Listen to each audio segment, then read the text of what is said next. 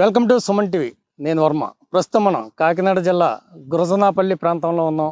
ఈ గురజనాపల్లి ప్రాంతంలో ఉప్పు పంటని సాగు చేస్తూ ఉంటారు. పూర్వం ఒకప్పుడు వేలాది ఎకరాల్లో ఇక్కడ ఉప్పుని సాగు చేసేవారు. అయితే ప్రస్తుతం ఈ ఉప్పు సాగు విస్తీర్ణం తగ్గిపోయింది.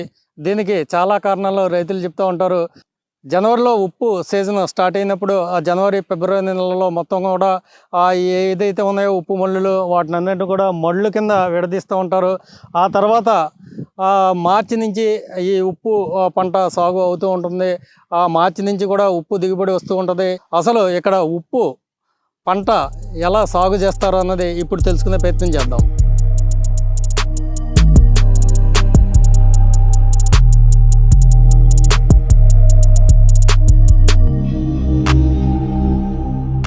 మనం చూడొచ్చు ఇక్కడ చుట్టుపక్కలంతా కూడా మళ్ళల్లో ఈ రైతులంతా కూడా ఉప్పుని బయటికి తీస్తూ ఉన్నారు. ఈ ప్రక్రియ ఎలా సాగుతుంది వాళ్ళని అడిగి తెలుసుకునే ప్రయత్నం చేద్దాం.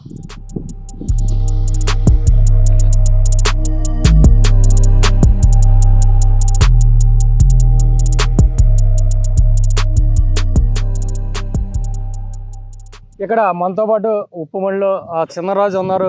చెప్పండి చిన్నరాజు గారు, అసలు ఈ ఉప్పుని ఎలాగా సాగు చేస్తూ ఉంటారు? అసలు ఈ సీజన్ ఎప్పుడు స్టార్ట్ అవుద్ది, ఎప్పుడు దాకా ఉంటుంది? ఇది జనవరి నెలలో స్టార్ట్ చేస్తామండి. జనవరి నెలలో స్టార్ట్ చేస్తాం. ఫిబ్రవరి నెలాఖరు దాకా దీన్ని పోలుతూ ఈ అలుగుతూ తొక్కుతూ నెల 15 రోజులు అవుద్దండి. చాలా ఖర్చు అవుద్ది. ఫిబ్రవరి నెల కాడ నుంచి జనవరి ఫిబ్రవరి నెల కాడ నుంచి స్టార్ట్ అవుద్దండి ఉప్పు పంట. అక్కడ నుంచి రేటు మనిషికి 15,000 జీతం ఇస్తాడు మా కూలీలకి. నెల వాడకం రోజుకి 500 కూలీ, నెలకు 1,500. ఈ మార్చి నెలాఖరు దాకా కూడా పండుతుంది. మంచి ఎండ పొద్దున 12 మధ్యాహ్నం 1 గంటకు దిగుతాం మామూలు. అంటే మార్చిలో మొదలవుద్దా? మార్చి జనవరి ఫిబ్రవరి మార్చిలో మొదలవుద్దండి. మార్చి ఏప్రిల్ మే 3 నెలలు పంట. అది మధ్యాహ్నం 1 గంటకు దిగుతామండి ఎండలోనే. రాత్రి 2 గంటలకు వచ్చి మోస్తామండి మూత చల్లపోతుంది. ఈ 3 నెలలు ఆగటాకి పండితే కింటా 350 రూపాయలు రేటు ఉంటే గిట్టుబాటు అవుతుందండి రైతు. మాకు ఇచ్చిన జీతాలు, ఈ పెట్టిన పెట్టుబడులు అన్నీ వస్తాయండి. ఈ నెలాఖరు కడకగా వెళ్తే పండితే. ఇప్పుడు ఈ ఉప్పు మళ్ళీలోని ఉప్పు సాగు చేసే వాళ్ళు వేరుగానే మీరు వేరుగా ఉంటారా? మీకు వేరేగా ఉంటుందా? ఒక రైతు అండి ఇది. రైతు దగ్గర మేము కూలీలు. ఇది 100 ఎకరాలు మాలండి. ఇది ఒక రైతు. మొత్తం ఎన్ని ఎకరాలు ఇది? 100 ఎకరం అండి. ఒక రైతు దగ్గర ఒక 50 మంది పని చేస్తున్నాం మేము. నెలకు 15,000 మాకు జీతాలు ఇస్తారండి. ఇంతకుముందు మనం చూసుకుంటే మొత్తం అన్ని కూడా ఉప్పు మళ్ళీ ఉండి ఇప్పుడు అసలు లేవు. తప్ప తగ్గించేసారండి దిగుబడి లేకండి.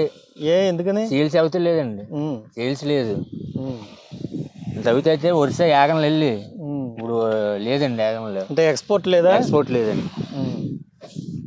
ఇప్పుడు ఈ ఉప్పు ఎక్కడ అమ్ముతూ ఉంటారు?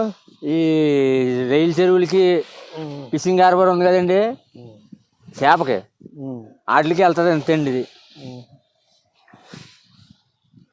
మొత్తం ఎంతమంది పని చేస్తారు మీరు ఒక మడి మీద? ఒక్క మడి మీద అంటే ఒక్క మడి మీద కాదండి. ఇది ఒక 7 ఎకరాల భూమి అండి. ఇది 4 మనుషులు పని చేస్తున్నాం. అంటే 7 ఎకరాల మీద 4 మనుషులు పని చేస్తున్నాం అండి. ఒకవేళ మధ్యలో వర్షం వస్తే ఏంటి పరిస్థితి? వర్షం వస్తే ఇంకా ఆగిపోయినట్టండి.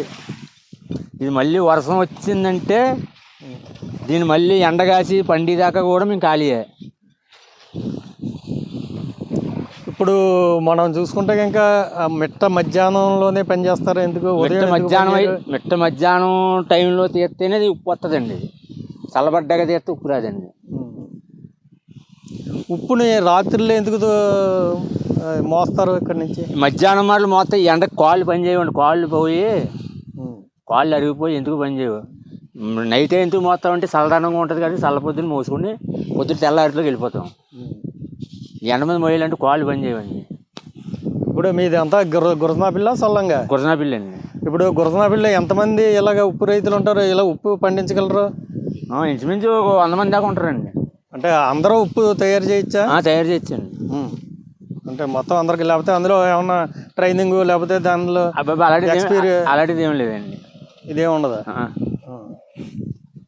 అంటే ఇప్పుడు మే నెల తర్వాత ఏం చేస్తారు మరి ఈ పొలాలు? మే నెల అయిపోయింది అనుకోండి, వదిలేస్తాం. ఇంకో ఉప్పులు ఉన్నాయండి, ఇప్పుడు తాటాకు తోలించామా అవి కప్పుకుంటాం. వర్షం పడిపోద్ది, వర్షం పడిపోయి అవన్నీ కప్పేసుకుంటాం. కప్పేసుకుని వదిలేస్తామండి. అంటే అప్పుడు దాకా మళ్ళీ జనవరి దాకా ఖాళీ అండి. ఏదో బయట పనులు పోతుంటాం, వ్యవసాయం పని కానీ పోట్లో పని కానీ. అలాగే ఎకరం మీద ఎంత వస్తుంది దిగుబడి ఉప్పు? ఎకరానికి యాక్చువల్గా అయితే అండి, ఎకరానికి ఒక 800 బత్త పండాలని మాకు రూల్, కానీ పండుతూ లేదండి. 600 బత్తకి ఎక్కువ పండుతూ లేదు. ఇంతకుముందు అయితే 1000 బత్త పండిదండి ఎకరానికి. ఇప్పుడు 600కి ఎక్కువ పండుతూ లేదు. వాటర్లో పవర్ పోయింది. ఏంటి అలా మార్పు ఎందుకు వచ్చింది? భూమిలో సారం తగ్గిపోయింది. వాటర్లో డిగ్రీ లేదండి. డిగ్రీ లేక, వాతావరణం సరిలేక. ఇప్పుడు ఉప్పు తయారు చేయడానికి ఉన్న వాటర్ వస్తుంది కదా, ఇది మీరు సముద్రం నీరు పెడతారా లేకపోతే బోర్ వాటర్? భూమిలోంచి వస్తుందండి. అది ఉప్పు నీరు వస్తుందా? 45 అడుగులు లోతు కొడతామండి బోరు, అక్కడ నుంచి వస్తుందండి. 45 అడుగుల లోపల. ఇప్పుడు ఒక మడిలో రోజు తీస్తారా? రోజు ఈ మడి ఇప్పుడు తీసామండి, మళ్ళీ 5 రోజులు పోయి వస్తుందండి. 5 రోజులకు ఒక మడి. అలా ఒక రోజు తీస్తే ఎంత వెయిట్ వస్తుంది? ఎంత అంటే 4 టన్నులు వస్తుందండి. 4 టన్నులు అంటే ఒక మడికి కాదండి, 7 ఎకరాలకి. 7 ఎకరాలకే 30 మళ్ళీ వస్తాయండి రోజుకి. రోజు 30 మళ్ళీ వస్తాయి. 30 మళ్ళీ 3, 4, 12 అలా కావులు లెక్కేసుకుంటే 4 టన్నులు వస్తుందండి మాకు రోజుకి.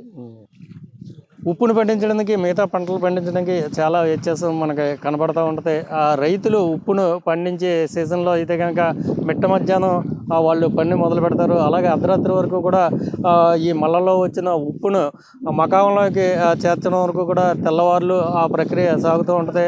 దీంతో ఉప్పుని పండించడం చాలా కష్టసాధ్యంగా మనకి ఇక్కడ కనిపిస్తూ ఉంటుంది.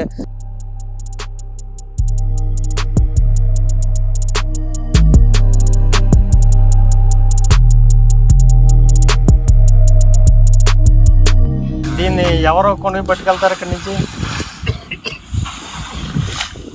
బోకర్లు ఉంటారండి.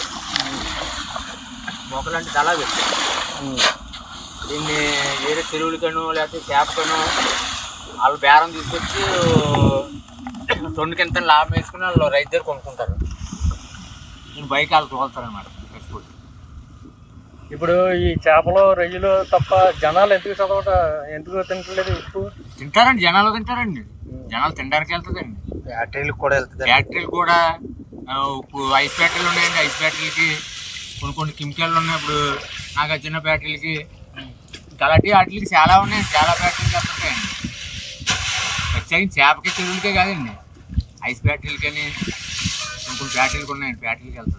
అంటే అయోడైజ్డ్ ఉప్పు వాడాలి. ఈ ఉప్పు తినద్దు. ఎప్పుడో పోయిందండి. ఎప్పుడో పెట్టారు, సంవత్సరం పెట్టారు, దగ్గరుండి స్పేర్ చేయించారు, అన్నీ పోయింది. సెంట్రల్ గవర్నమెంటే దీన్ని పట్టించుకోవటం లేదు కదండి. మొత్తం సెంట్రల్ గవర్నమెంట్ భూములండి, డిపార్ట్మెంటే పట్టించుకోవటం లేదు.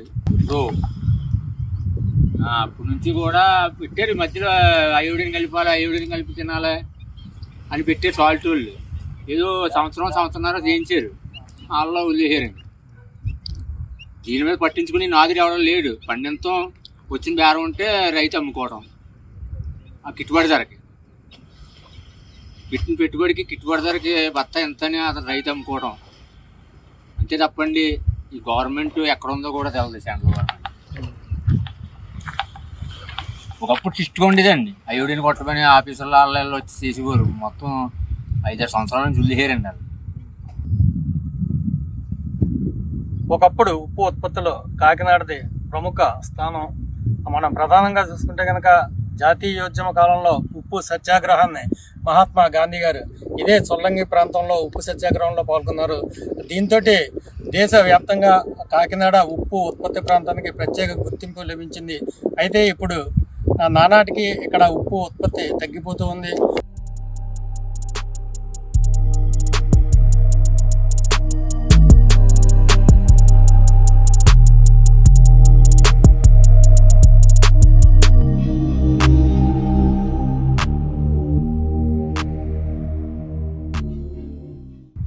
అంటే ఉప్పు పర్లేదు, ఆరోగ్యం మంచిదేనా? చాలా మంచిదండి ఉప్పు. ఆరోగ్యం చాలా మంచిది. ఆ కూరల్లో వేసుకొచ్చి, పచ్చళ్ళలో వేసుకొచ్చి చాలా మంచిది. మనకే తెలుపు తక్కువ నలుపు ఎక్కువ ఉంటుంది. అదే అండి, మరి వాటర్లో పవర్ లేదండి. వాటర్లో పవర్ లేదు. వాటర్లో పవర్ ఉంటే 7-8 డిగ్రీలు రావాలండి భూమిలోంచి. మళ్ళీ కొత్తలో 30-35 డిగ్రీలు రావాలి. రావట్లేదే. బోర్లోనే 2-3 వస్తుంది డిగ్రీ. భూమిలో పవర్ చచ్చిపోయింది. అంటే మన కాకినాడ ఏరియాలో వైట్ ఉప్పు వస్తే కనుక ఎక్స్పోర్ట్ అయ్యే అవకాశం ఉంటుందా? ఎక్స్పోర్ట్ ఒరిస్సాకి వెళ్ళేదండి. ఇప్పుడు లేదండి, ఒరిస్సాకు బేర తీస్తారండి. ఎక్స్పోర్ట్ ఇంకెక్కడికే లేదండి. ఇక్కడ మా కాకినాడ జిల్లా లేకపోతే రాజమండ్రి ఇలా ఈ చుట్టుపక్కల ఏరియాలోకి అండి ఎక్స్పోర్ట్. అంటే మరి మన నవ్వుపడ దగ్గర వెళ్తుంది కదా? నవ్వుపడ వెళ్తుందండి. అది దాని క్వాలిటీ మంచిదండి. అది నవ్వుపడ క్వాలిటీ మంచిదండి. నెల్లూరు ఉందండి, ఫుల్ వైట్. అక్కడ నుంచి ఇక్కడ తెస్తున్నారు ఉప్పు దాన్ని, వైట్ని. నెల్లూరు నుంచి ఇక్కడ తెస్తున్నారండి.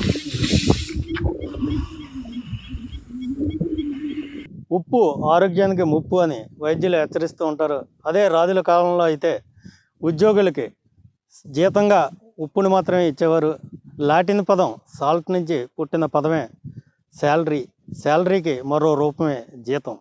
ఉప్పుకి జీతానికి ఉన్న లింక్ ఇది. సో ఇది ఈరోజు కాకినాడ ప్రాంతంలో పండించే ఉప్పు మల్ల సాగుపై స్పెషల్ ఫోకస్. మరో ఆసక్తికర అంశంతో మళ్ళీ కలుద్దాం. Until then please like, share and subscribe to Suman TV.